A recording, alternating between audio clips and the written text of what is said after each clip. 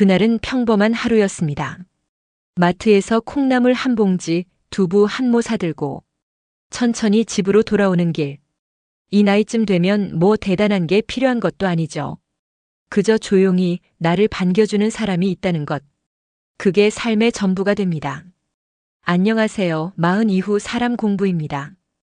오늘도 찾아와 주셔서 감사합니다.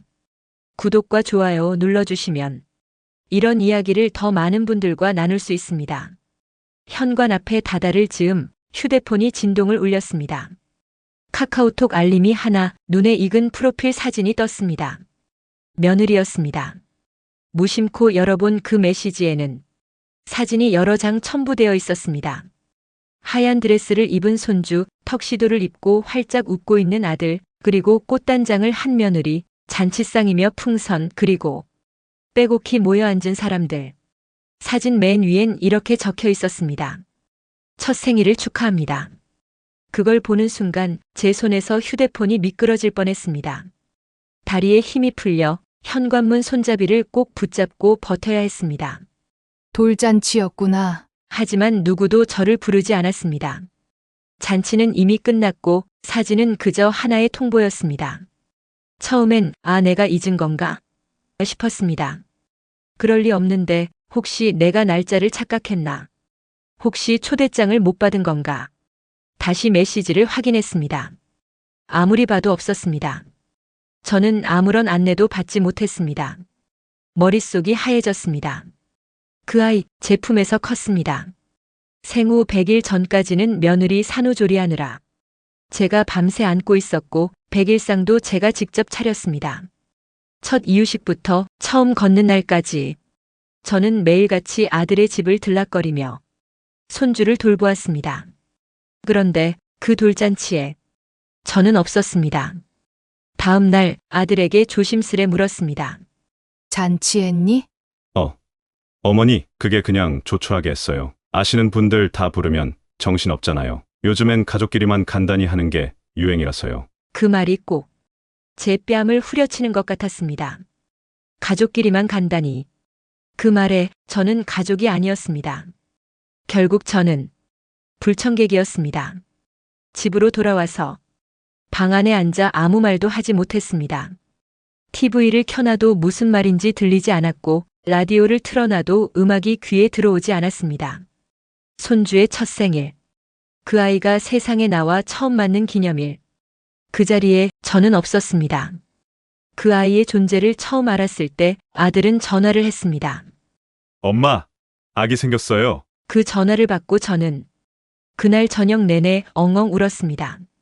기뻐서 벅차서 살아볼 이유가 생겼다고 생각해서요. 태어나던 날엔 달려가서 첫 손을 잡았습니다. 제 품에 안겨서 울던 그 아이. 그 아이가 웃는 생일 사진에는 제가 없었습니다. 며칠 뒤 이웃 아주머니가 말하셨습니다.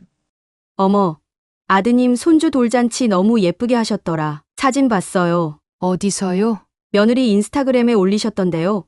완전 꽃 같았어요. 그 순간 저는 그저 미소 지으며 고개를 끄덕였습니다. 하지만 마음속에서는 무언가가 조금씩 무너지고 있었습니다. 그날 밤 사진을 다시 꺼내봤습니다. 그 아이가 환하게 웃고 있었습니다. 그리고 그 옆에 어느 누구보다 환하게 웃는 며느리. 사진 속 어디에도 저는 존재하지 않았습니다. 그리고 저는 조용히 중얼거렸습니다. 내가 여기에 초대받을 자격도 없는 사람이었나? 이 문장을 입 밖으로 꺼낸 순간 눈물이 주르륵 흘렀습니다. 아무도 없는 방 안에서 그저 할머니라는 존재였던 내가 이제는 민폐가 될까봐 조용히 지워져야 하는 사람이 되었구나. 그걸 깨달은 순간 세상이 너무 조용하게 느껴졌습니다. 그날부터 저는 아들의 집에 가는 발걸음을 줄였습니다. 그 아이를 보고 싶었지만 보고 나면 더 서러울 것 같았기 때문입니다. 그날부터 저는 다시 혼자가 되었습니다. 며칠이 지났습니다. 그날 이후로 마음이 텅 비어버린 듯 했습니다. 하루 종일 멍하니 창밖만 바라보다 다시 잠들고 다시 깨어나고 시간이 무의미하게 흘렀습니다. 그날도 새벽같이 눈을 떴습니다. 요즘은 새벽이면 눈이 저절로 떠집니다. 자는 것보다 그냥 조용히 있는 게 편하더군요. 물을 데우던 중 휴대폰이 띠링하고 울렸습니다. 아들의 이름이 떴습니다. 반가움도 설렘도 없었습니다. 그냥 또 무슨 일인가 싶었죠. 문자 한 줄. 어머니, 손주 돌반지는 챙기셨죠? 이번 주 안에 전달 부탁드려요. 그 순간 손에 들고 있던 머그컵이 덜컥 흔들렸습니다. 돌반지. 내가 없는 돌잔치, 그 자리에 없었던 나에게 이제 와서 돌반지를 내놓으라니. 마치 넌 잊어도 되지만 넌 내줄 건 내놔야지. 그런 말 같았습니다. 한참을 말없이 화면만 바라보다 폰을 내려놓았습니다. 그날 오후 며느리에게서 전화가 왔습니다. 귀찮다는 듯한 목소리로 말하더군요. 어머니, 문자 보셨어요? 그거 빨리 챙겨주셔야죠. 요즘 금값 떨어진다는데. 가만히 듣고 있다가 내가 조용히 물었습니다. 돌잔치 말이야. 예? 그때 왜 안 불렀냐? 아, 그거요? 그냥 조용히 했어요. 아는 분들 다 부르면 너무 정신없잖아요. 저희끼리만 간단히 했어요. 저희끼리? 그 말이 콕 박혔습니다. 나는 웃지도 않고 말했어요. 그럼 나는 너희가 말한 저희가 아닌 거냐? 어머니, 그런 뜻 아니에요. 어머님도 연세 있으시고 왔다 갔다 힘드실까봐 그랬죠. 그 말에 정말 순간적으로 웃음이 나왔습니다. 힘들까봐 안 부르면서 금은 왜 힘 안 들게 내놓으라 그러냐? 며느리가 순간 당황한 기색이었습니다. 하지만 이내 말투가 달라졌죠. 아니, 어머니. 그런 거 쓰실 일도 없으시잖아요. 반지 같은 건 요즘 애들한테 물려주는 거예요. 시댁에서 돌반지는 챙겨주는 거 아닌가요? 그래서 문자 하나 툭 던진 거냐? 그거 내놓으라고? 아니, 그게 아니고요. 저희가 요즘 이사 준비 중이라 정리할 게 많아서요. 지금 넘기시면 저희가 알아서. 나는 그 말이 다 끝나기도 전에 단호하게 말했습니다. 그 반지 누구 주려고 산 건 아니야. 내 마음이야. 너희 잔치에 나 없었잖아. 그날도 너희 사진에도 내 자리는 없었지. 며느리는 대꾸하지 못했습니다. 한참을 침묵하다가 그제야 말했죠. 이런 식이면 앞으로 저희도 생각이 좀 달라질 수 있어요. 협박이었습니다. 손주를 못 보게 할 수도 있다는 뜻이었겠죠. 나는 담담하게 말했어요. 그렇게 해. 그 애 웃는 사진은 내가 없더라. 이제 그 웃음 멀리서 보는 게 더 나을지도 모르지. 그렇게 통화가 끝났습니다. 저는 그날 서랍 속 보석함을 꺼냈습니다. 오래된 상자 안에 있던 작은 금반지 하나. 곱게 포장된 상태 그대로였고 아무도 손대지 않았습니다. 그 반지를 보고 있자니 가슴이 저릿했습니다. 이 반지 하나 준비하려고 얼마나 고민하고 얼마나 절약했는지 모릅니다. 하지만 그 마음은 어디로 가야 할까요? 그들은 돌반지를 원했지만 나는 가족이라는 온기를 원했었습니다. 하지만 이제는 알겠습니다. 그들이 원하는 건 내 존재가 아니라 내 자산이라는 걸요. 그래서 저는 그 반지를 그대로 다시 상자에 넣었습니다. 그 반지는 더 이상 줄 마음이 없는 사람에게는 주지 않는 게 맞겠죠. 그리고 다짐했습니다. 다시는 돈으로라도 내 마음을 흔드는 사람에게 내 손 내밀지 않겠다고요. 며느리와 마지막 통화를 하고 나서 며칠 동안 나는 전화기 울리는 소리에조차 심장이 덜컥 내려앉았습니다. 그들이 또 무슨 말을 할까? 무슨 핑계를 댈까? 어쩌면 이제 손주 얼굴조차 못 보게 할지도 모른다는 막연한 불안까지 느껴졌습니다. 하지만 그보다 더 서글펐던 건 내가 그들을 두려워하고 있다는 사실이었습니다. 집은 조용했고 라디오에선 오래된 성가가 흐르고 있었습니다. 원수를 사랑하라는 가사가 들릴 때마다 나는 고개를 저었습니다. 사랑하라.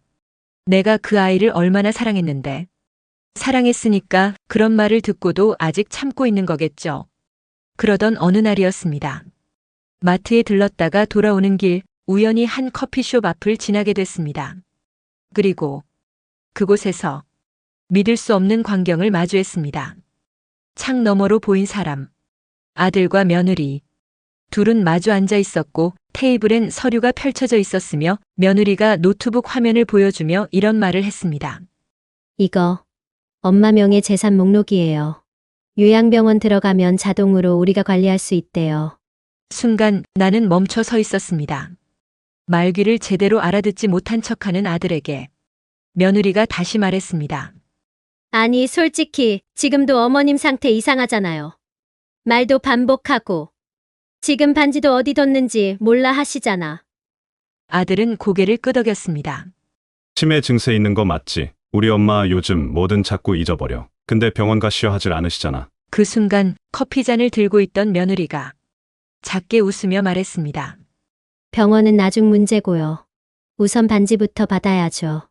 안 그러면 돌반지도 못 받았다는 소문나면 창피해요.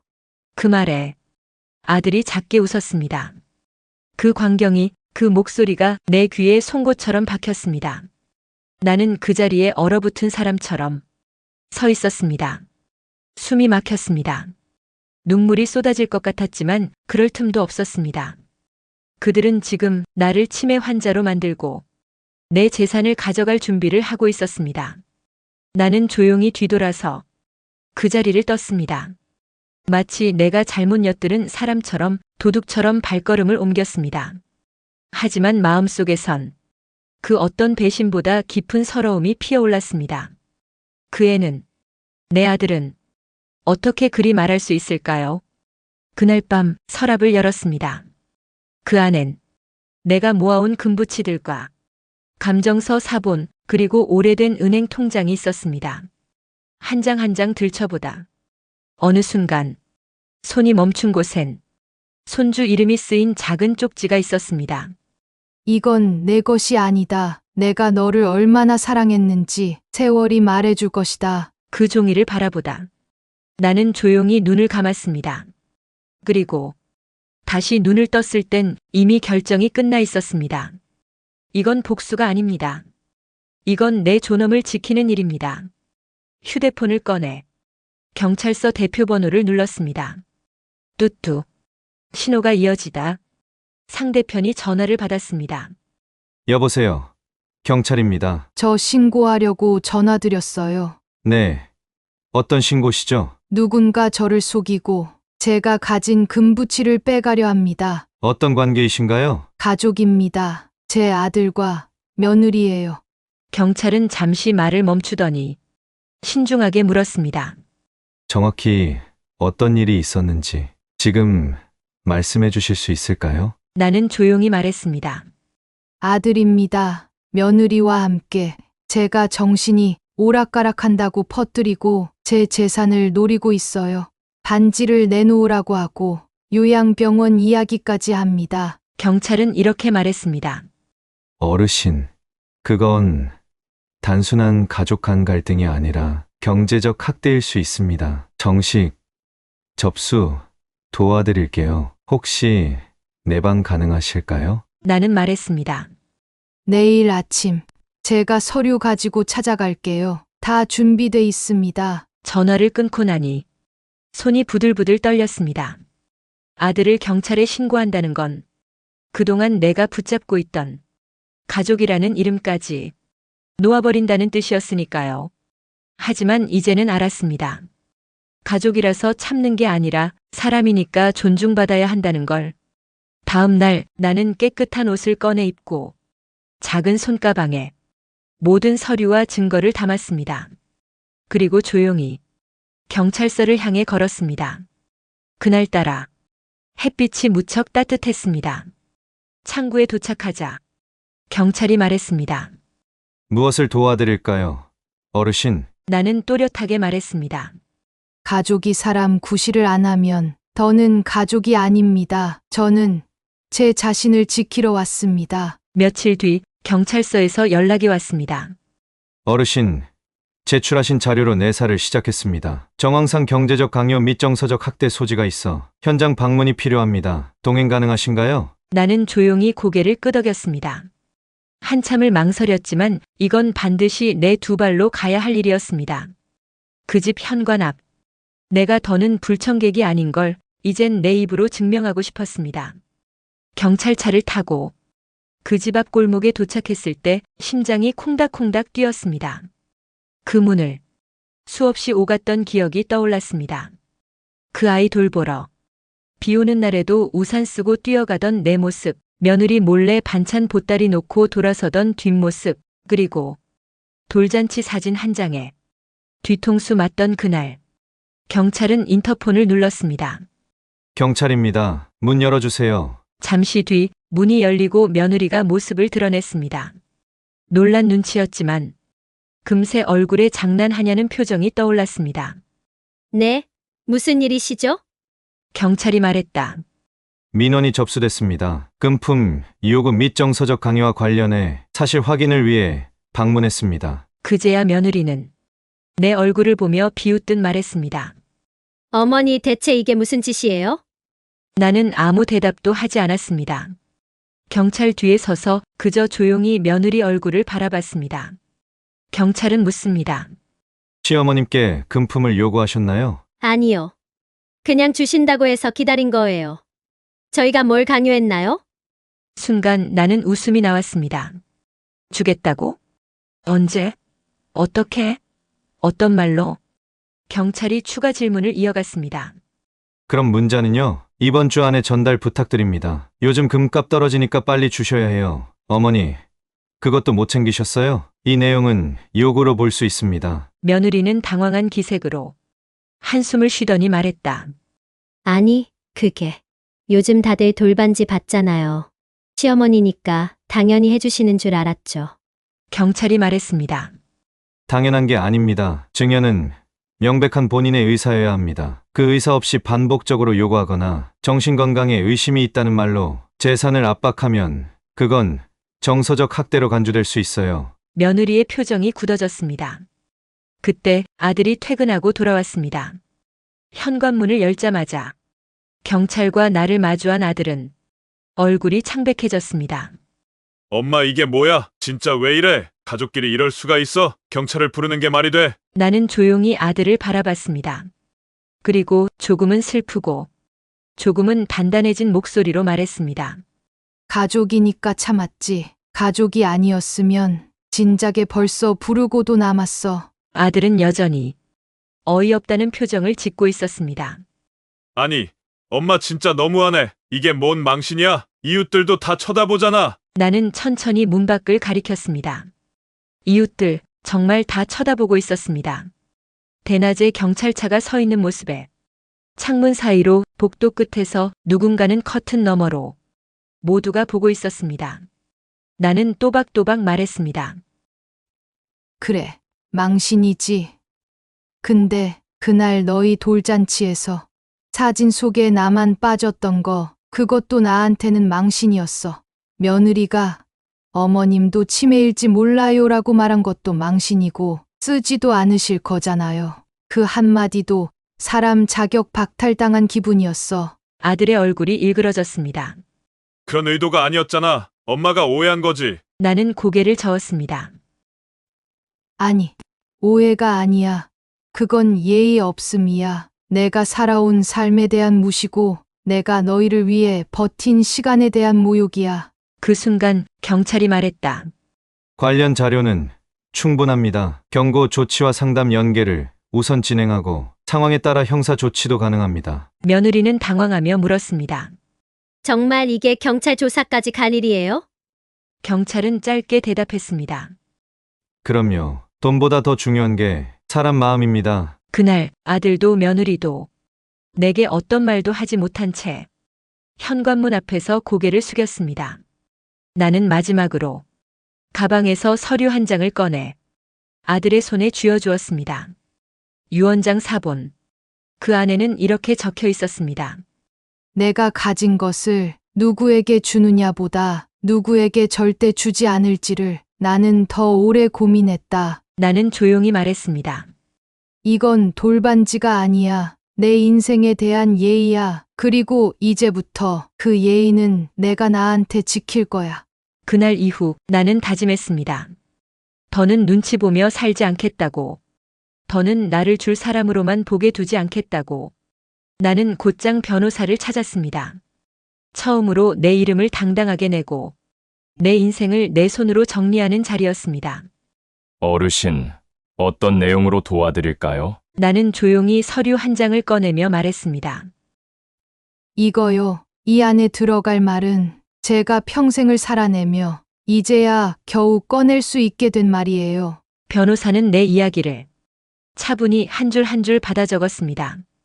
그 유언장은 다른 사람 눈엔 그저 상속 대상 제외처럼 보였겠지만 내겐 그보다 훨씬 더 큰 존엄의 선언서였습니다. 그 안엔 이 문장이 맨 첫 줄에 들어 있었습니다. 가족이란 이름 아래 사람을 지우는 자에겐 한 푼도 물려주지 않는다. 그리고 그 다음 문장엔 이 문장이 이어졌습니다. 내 곁을 떠난 사람을 원망하지 않는다. 다만 곁에 있으면서 나를 없는 사람처럼 대한 자에겐 내 인생의 마지막 정리도 허락하지 않는다. 나는 그렇게 내가 가진 것을 하나하나 정리해 나갔습니다. 집, 예금, 금부치, 소소한 보석료. 그동안 죽을 때까지 아이와 손주에게 줄 거라고 당연하게 여겼던 것들. 하지만 이제는 그 당연함에 대해 스스로 질문을 던졌습니다. 왜 나는 누군가를 위한 인생이 의무였을까? 내 이름으로 된 집. 나는 거기서 평생 살았지만 단 한 번도 여기 내 집이야 라는 말을 소리내어 해본 적이 없습니다. 왜냐하면 늘 나중엔 물려줘야 하니까. 그 아이가 커서 살아야 하니까. 그렇게 생각했으니까요. 하지만 그 집에 단 한 번도 감사합니다라는 말이 돌아온 적은 없었습니다. 그럼에도 나는 여전히 그들을 미워하지 않았습니다. 미움은 또 다른 족쇄이니까요. 나는 그저 그 모든 관계에서 내 마음을 꺼내기로 했습니다. 그리고 그 돌반지, 그 조그만 반지 하나, 포장도 뜯지 않은 채 서랍 안에 그대로 들어있었던 그것. 나는 그것마저도 이젠 누구의 것이 아닌 나의 선택으로 바꾸기로 했습니다. 그달부터 나는 한 달에 하나씩 그 반지와 함께 소소한 현금과 메모를 담아 작은 자선단체의 익명으로 기부하기 시작했습니다. 그 첫 번째 메모에는 이렇게 적었습니다. 당신이 아이를 처음 안을 때의 따뜻함을 저는 잊지 않았습니다. 두 번째 메모에는 아무도 초대하지 않았던 그 생일에 나는 당신을 기억합니다. 세 번째 메모엔 이렇게 썼습니다. 돌반지는 없었지만 내 마음은 늘 돌덩이처럼 단단했습니다. 그렇게 나는 그 반지를 가족의 욕심이 아닌 누군가의 시작이 되게 만들었습니다. 그러던 어느 날 내가 기부한 단체 중 한 곳에서 편지 한 통이 도착했습니다. 작은 봉투, 아이의 글씨처럼 삐뚤빼뚤한 손글씨.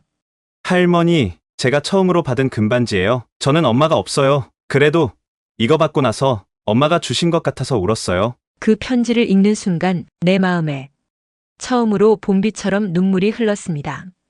내가 버린 게 아니었습니다. 그들이 포기한 마음을 나는 다시 누군가의 시작으로 보낸 것뿐이었습니다. 그날부터 나는 아침마다 창문을 열 때마다 세상을 다르게 바라보게 됐습니다. 혼자라는 건 외로운 게 아니라 내가 나를 채우는 시간이라는 걸 이제야 깨달았으니까요. 시간이 흘러 아들과 며느리는 내게 더 이상 연락하지 않았습니다.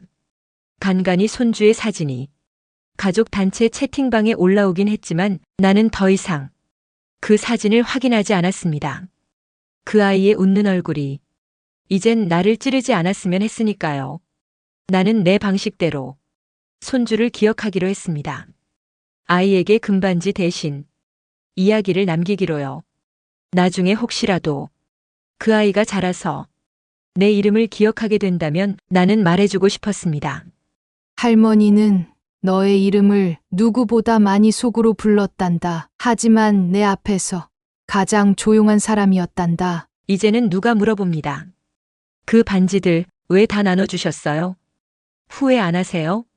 나는 조용히 웃으며 대답합니다. 후회요? 한 번도요. 왜냐하면 그건 돌반지가 아니라 내 마음을 나눈 거였으니까요. 이제 나는 아주 작은 방 한 칸에서 혼자 밥을 차려 먹고 혼자 라디오를 듣고 혼자 잠들곤 합니다. 하지만 마음은 그 어느 때보다 가득 차 있습니다. 왜냐하면 내 삶의 마지막에 누군가의 반지가 아니라 내 선택이 남아있기 때문입니다. 그리고 나는 이제 이 말을 자신 있게 할 수 있습니다. 다시는 누구도 나를 함부로 부르지 못할 겁니다. 지금 제 방 서랍 한켠엔 아직도 작은 보석함이 하나 남아 있습니다. 텅 빈 것 같지만 그 안엔 제가 끝까지 지켜낸 내 마음이 들어 있습니다. 이젠 누가 묻습니다. 돌반지 하나로 인생이 바뀌나요? 저는 고개를 끄덕입니다. 아니요. 돌반지 하나로 바뀐 건 인생이 아니라 사람에 대한 믿음이었어요. 그리고 그걸 다시 나 자신에게 돌려준 것뿐이에요. 혹시 지금 당신도 누구에게 당연한 사람으로 여겨지고 있나요? 그렇다면 한 번쯤 말해보세요. 그건 내 마음이지 당연한 게 아니라고. 당신은 누구에게도 함부로 불릴 사람이 아닙니다. 그리고 지금 이 순간부터라도 당신 마음의 주인은 바로 당신입니다. 오늘도 마흔 이후 사람 공부와 함께 해주셔서 감사합니다. 이 사연이 여러분 마음에 작은 울림이 되었다면 좋아요와 구독 그리고 알림 설정 부탁드립니다. 다음 시간에는 또 다른 인생의 이야기로 당신의 하루에 따뜻한 동행이 되어 드릴게요. 감사합니다.